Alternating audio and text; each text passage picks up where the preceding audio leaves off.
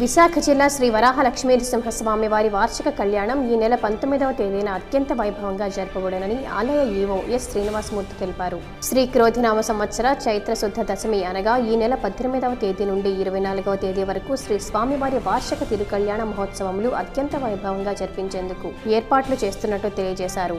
ఈ నెల చైత్ర శుద్ధ ఏకాదశి రోజు స్వామివారి కళ్యాణము అంగరంగ వైభవంగా జరుగుతుందని సింహనాథుని ఉత్సవమూర్తులైన గోవిందరాజస్వామి, శ్రీదేవి, భూదేవి అమ్మవార్లను కళ్యాణమూర్తులుగా అలంకరణ చేసి కళ్యాణ మహోత్సవంలో భాగంగా శ్రీ పుష్పయాగము, తిరువీధి ఉత్సవాలు కూడా నిర్వహిస్తామని ఆలయ కార్యనిర్వహణాధికారి ఎస్ శ్రీనివాసమూర్తి తెలియజేశారు. అధికారులతో మనం సమన్వయ కమిటీ మీటింగ్ కూడా ఏర్పాటు చేసుకున్నాం. నిన్న పోలీసు వారు మేము మిగతా అన్ని శాఖలతో కూడా ఫీల్డ్ ఇన్స్పెక్షన్ కూడా కంప్లీట్ చేయడం జరిగింది. ముఖ్యంగా భక్తులకు విజ్ఞప్తి ఏంటంటే, పెద్ద సంఖ్యలో భక్తులు వస్తారు కాబట్టి ఎవరు కూడా రథోత్సవం మనకున్న తిరువీధుల్లో ఉన్న ఈ పరిస్థితులను బట్టి ఏవైతే మనం బ్యారికేడింగ్ పెడతామో బ్యారికేడింగ్ లోపలనే ఉండి ఈ రథోత్సవాన్ని వీక్షించవలసిందిగా వారందరికీ కూడా నేను విజ్ఞప్తి చేస్తూ ఉన్నాను. ఎవరు కూడా రథం ముందు కానీ వెనక కానీ గుమిగూడవద్దనేది కూడా మీ ద్వారా విజ్ఞప్తి చేస్తామని. ఎక్కువ దూరాన్ని మనం దాన్ని పాటించాలి.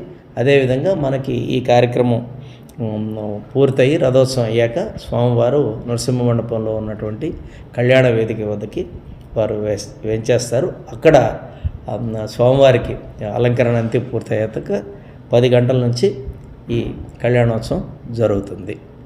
ఈ కళ్యాణోత్సవం జరిగేసరికి సుమారు 12-12:30 వరకు అవుతుంది. కళ్యాణోత్సవం అయ్యాక స్వామివారు లోపలికి వేంచేస్తారు. ఈ రథోత్సవం స్టార్ట్ అయ్యే టైం అంటే 8 గంటల నుంచి కళ్యాణం మొదలయ్యే టైం వరకు స్వామివారికి దర్శనాలు భక్తులకు అందుబాటులో ఉంటాయి. 8 to 10 దర్శనాలు అందుబాటులో ఉంటాయి. అదేవిధంగా భక్తులకి ఉదయం నుంచి కూడా మనం మామూలుగా 11 గంటలకు స్టార్ట్ అయిన భోజన కార్యక్రమాలు, విశేషంగా ఆ రోజు కళ్యాణం కాబట్టి ప్రత్యేక భోజన కార్యక్రమాలు కూడా ఉన్నాయి.